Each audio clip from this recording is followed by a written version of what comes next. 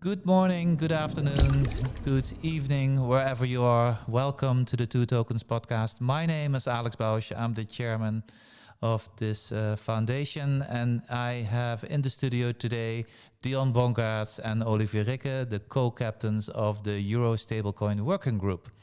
Welcome, Dion. You've been here before. Yes, I have. Yeah, can you introduce yourself quickly? Of course. I'm Dion Bongaerts, Associate Professor of Finance at the Rotterdam School of Management of Erasmus University.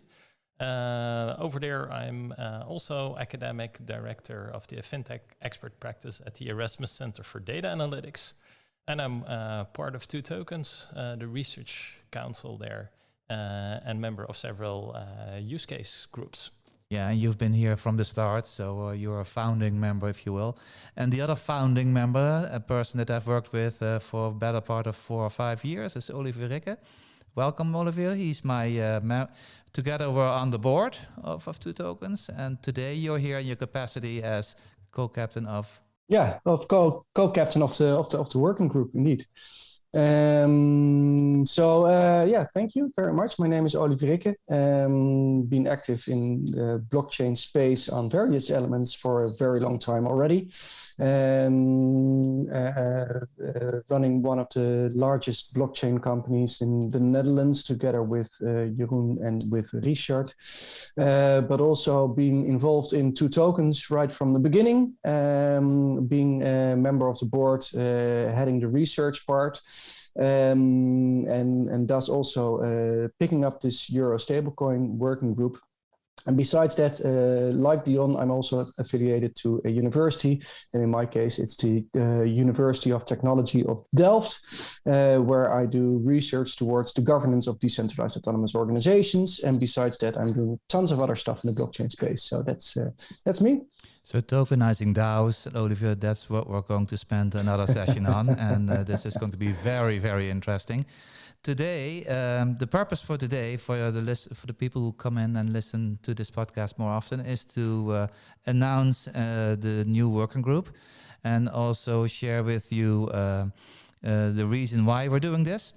As you've come to know from us, we really want to do things that are close to adoption. So it's great that we have universities here. Academics are very important, but what's even more important is that we see how this is used by society, by people. I always ask the question, how is my mother-in-law going to use this, right?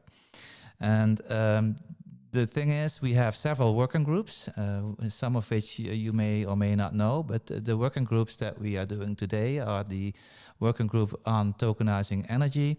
We have a working group on tokenizing invoices, and we have a working group on digital notary and stock.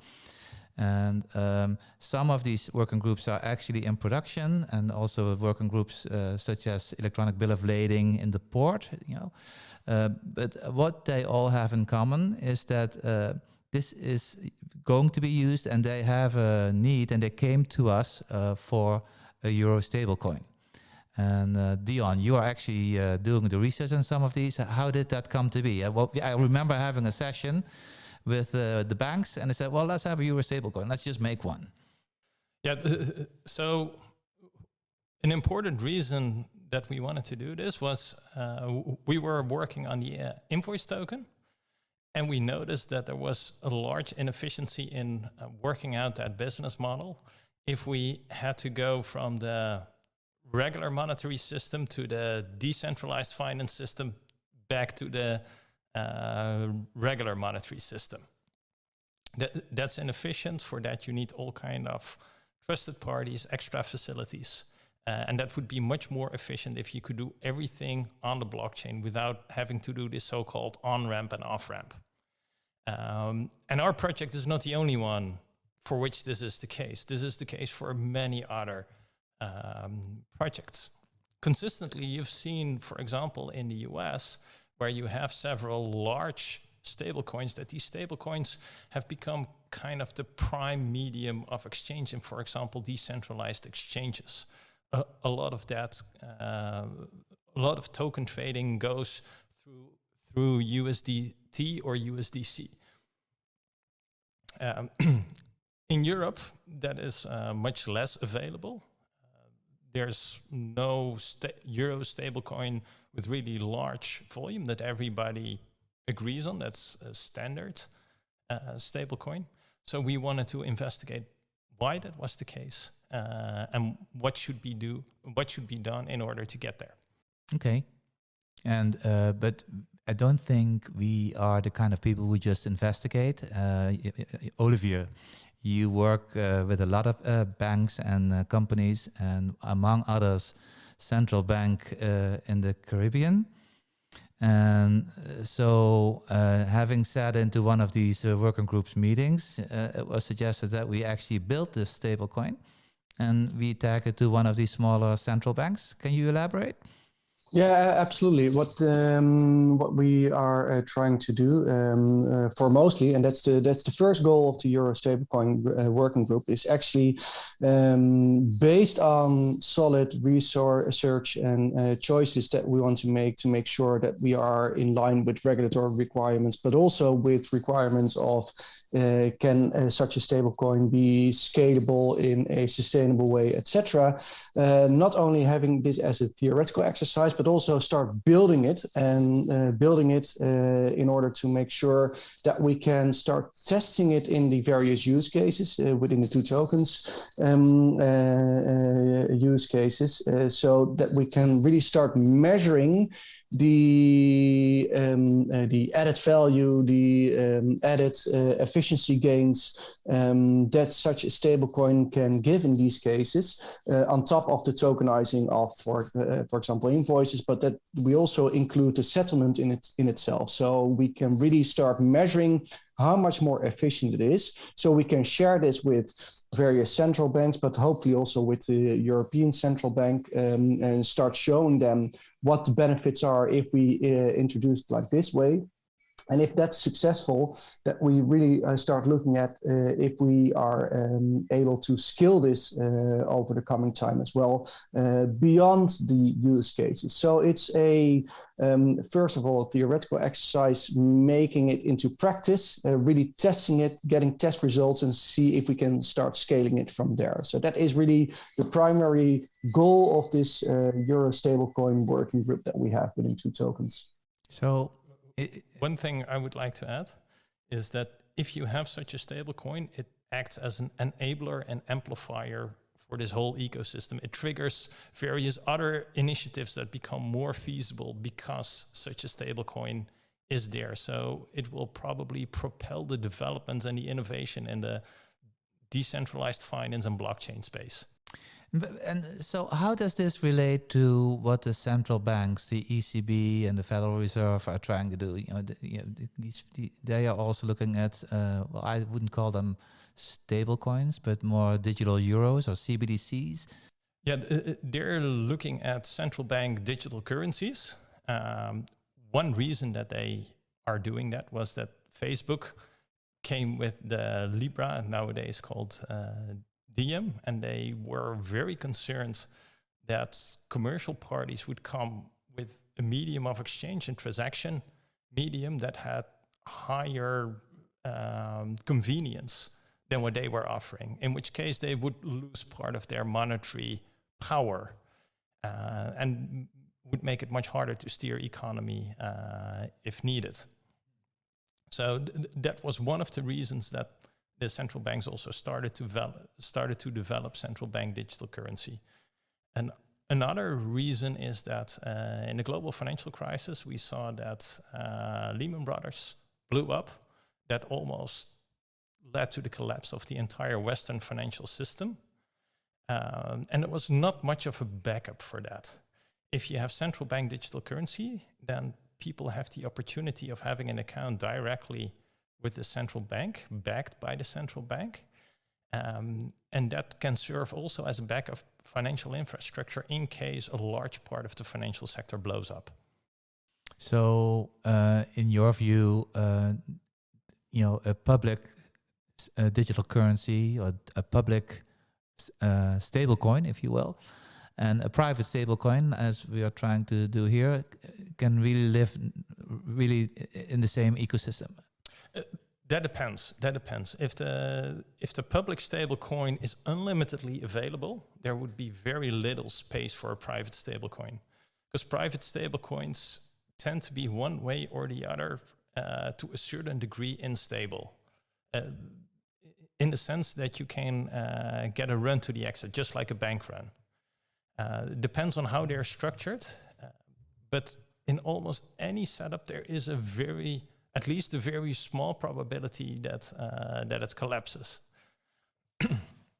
With a central bank-backed digital euro or digital dollar, that risk is much lower. Now, the problem is that if a central bank starts offering that, then everyone wants to have an account with the central bank, and that can lead to the demise of the regular financial sector.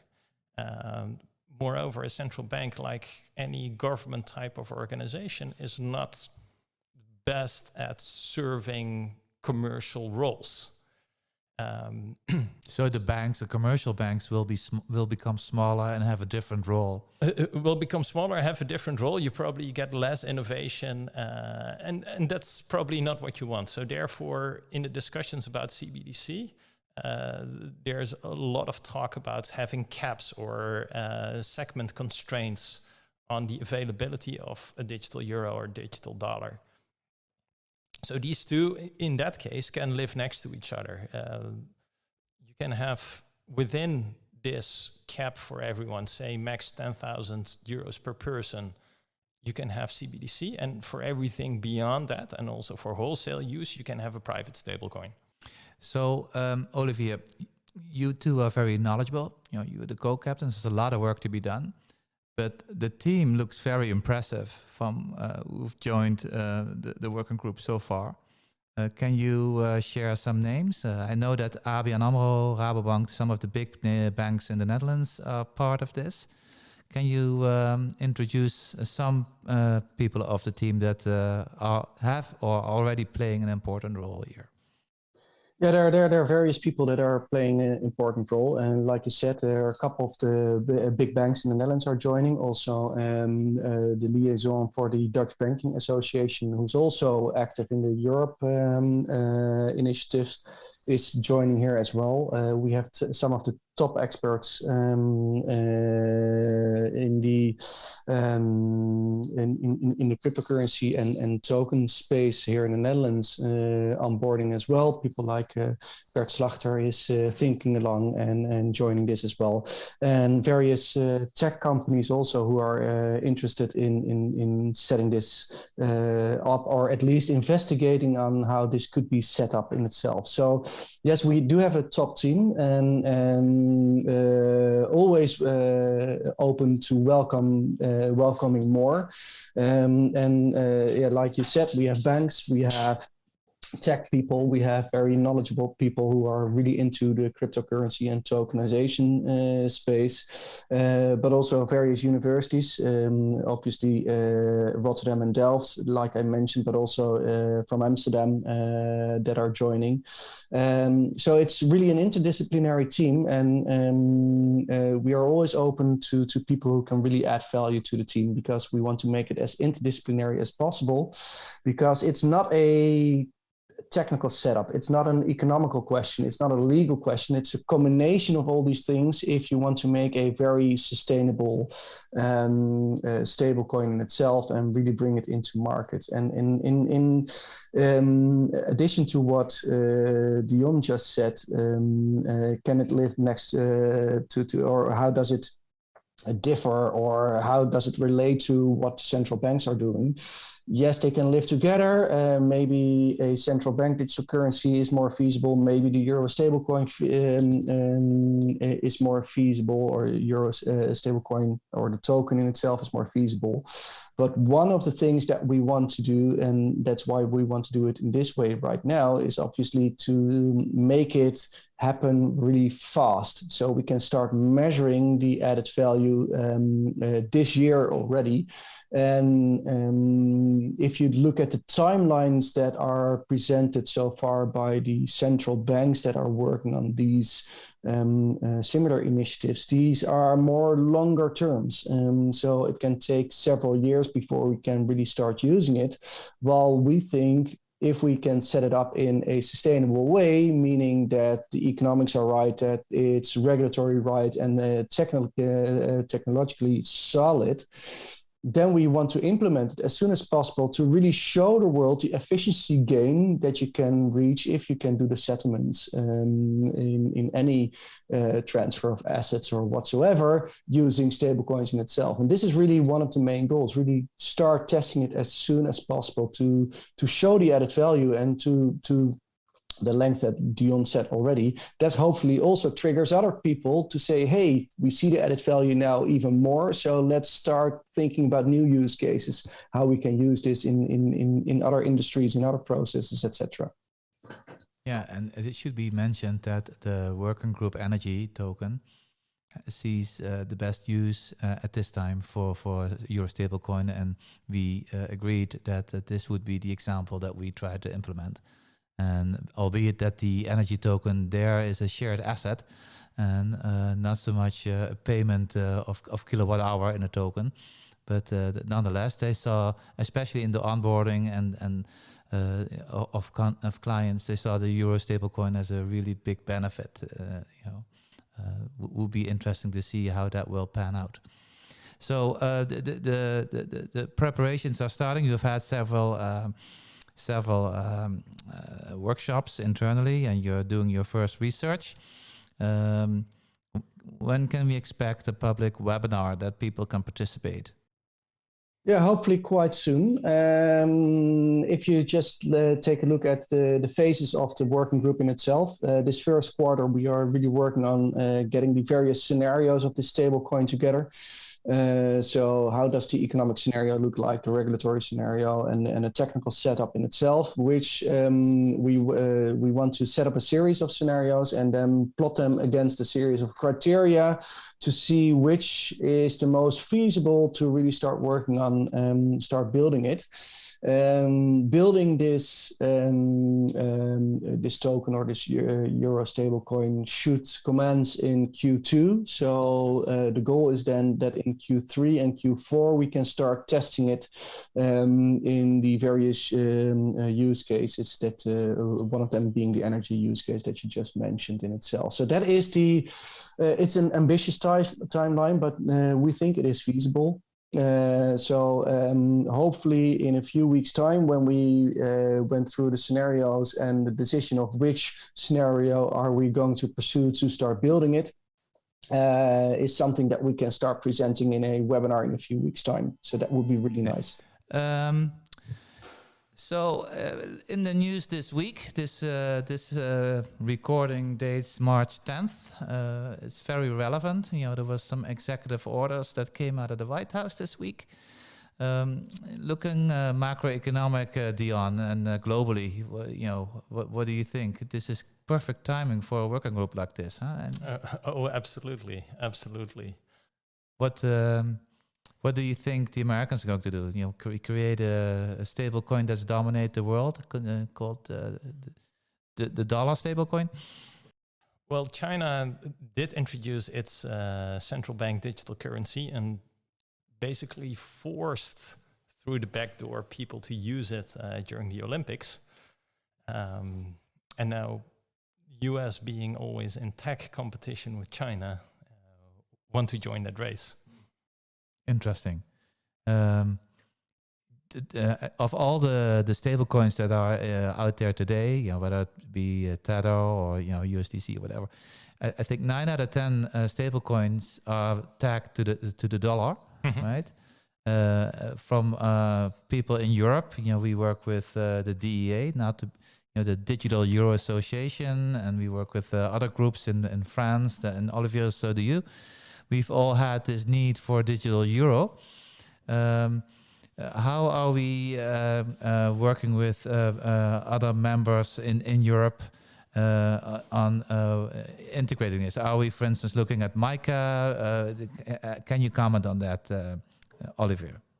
Yeah, good question. Obviously, the best way to do is to be in close contact with initiatives like the DEA, like the ITSA, really working with people who are in the various initiatives that are working on it right now, because a lot of things are still unclear. It's really hard to figure out, for example, what the effect of MICA is going to be. It's getting more and more clear, but it's not in effect yet. It's going to be in effect in 2 years' time. So this cooperation with other initiatives is something we should really keep on striving, because I think it would be an illusion to think that you can set this up all by yourself. We're going to see similar initiatives all around Europe and also outside Europe. So I think the cooperation, and in the end also maybe the interoperability between these groups, is something we should strive for in itself. But first of all, let us focus on setting it up and really start testing it here, and showing the efficiency gain that you can create by using a euro stablecoin. And then if we can share this success with the rest of the initiatives, we can learn from each other and see how we go from there. So many of the use cases that we're doing right now are, of course, business to business, wholesale.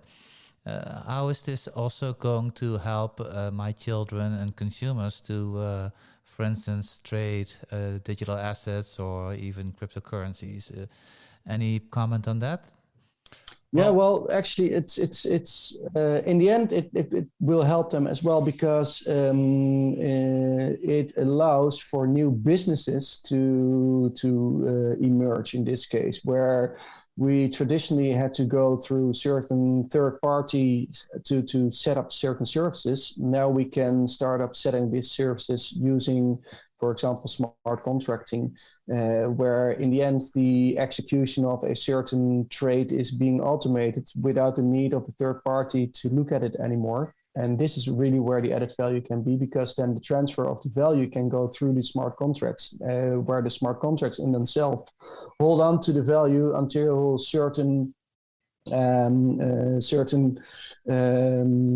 goals are met, or that it is a certain goal that the transfer of value can go on, where traditionally we need certain trusted third parties to have a look at it manually, etc. And this can all be automated. And as we can start to automate this, for example, the payout of certain subsidies or the payout of certain money in a certain trade, etc., and we don't need these trusted third parties anymore, that really adds value to the fact that it can thus be much cheaper in the end for an end consumer. But let's one step at a time. Let's start with business to business. Also, from a regulatory perspective, that is a little bit more easy, all in the relative perspective in this case, because the consumers have a very much higher level of protection due to regulations, and rightfully so. So let's start out with business to